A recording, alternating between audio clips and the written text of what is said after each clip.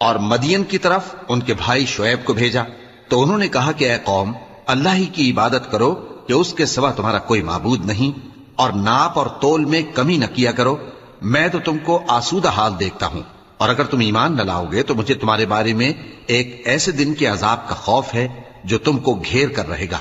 اور اے میری قوم، ناپ اور تول انصاف کے ساتھ پوری پوری کیا کرو، اور لوگوں کو ان کی چیزیں کم نہ دیا کرو، اور زمین میں خرابی کرتے نہ پھرو۔ اگر تم کو میرے کہنے کا یقین ہو تو اللہ کا دیا ہوا نفع ہی تمہارے لیے بہتر ہے، اور میں تمہارا نگہبان نہیں ہوں۔ انہوں نے کہا اے شعیب، کیا تمہاری نماز تمہیں یہ سکھاتی ہے کہ جن کو ہمارے باپ دادا پوجتے آئے ہیں ہم ان کو ترک کر دیں، یا اپنے مال میں تصرف کرنا چاہیں تو نہ کریں؟ تم تو بڑے نرم دل اور بڑے سیدھے ہو۔ انہوں نے کہا کہ اے قوم، دیکھو تو، اگر میں اپنے پروردگار کی طرف سے دلیل روشن پر ہوں اور اس نے اپنے ہاں سے مجھے نیک روزی دی ہو تو کیا میں اپنا فرض ادا نہ کروں؟ اور میں نہیں چاہتا کہ جس بات سے میں تمہیں منع کروں خود اس کو کرنے لگوں۔ میں تو جہاں تک مجھ سے ہو سکے تمہارے معاملات کی اصلاح چاہتا ہوں، اور اس بارے میں مجھے توفیق کا ملنا اللہ ہی کے فضل سے ہے۔ میں اسی پر بھروسہ رکھتا ہوں اور اسی کی طرف رجوع کرتا ہوں۔ اور اے قوم، میری مخالفت تم سے کوئی ایسا کام نہ کرا دے کہ جیسی مصیبت نوح کی قوم یا ہود کی قوم یا صالح کی قوم پر واقع ہوئی تھی ویسی ہی مصیبت تم پر واقع ہو۔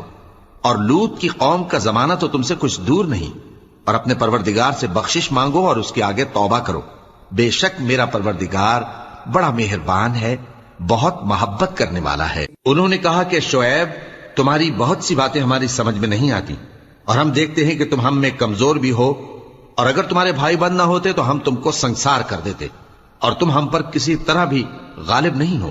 انہوں نے کہا کہ اے قوم، کیا میرے بھائی بندوں کا دباؤ تم پر اللہ سے زیادہ ہے؟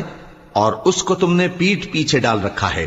میرا پروردگار تو تمہارے سب اعمال کا احاطہ کیے ہوئے ہے۔